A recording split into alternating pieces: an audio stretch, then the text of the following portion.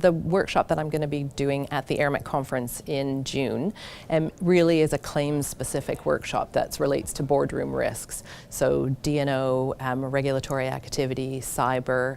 It's a really interesting time in the boardroom risk environment right now because there's so much focus on the activities of directors and officers, real scrutiny about wrongdoing. And so there's also some really interesting trends going on, such as the increase in European shareholder class actions, the rise of litigation funding, cyber claims and the potential impact of that on the directors and officers environment.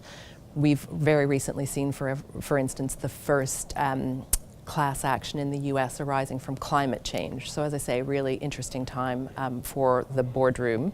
And what we're going to do is take a look at some of the claims activity that we've seen, try and have a really open discussion, hopefully lots of questions and answers, discussion with the audience about the claims trends that we're seeing, the activity that we're seeing in the marketplace.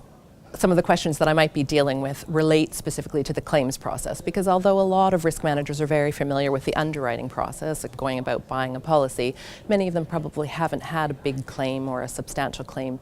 And so I hope the discussion really focuses on working closely with your carrier. What can you get from your insurance policy? What's it there to do? What's the expectation from your carrier about the insured's performance? What does the insured expect from a carrier?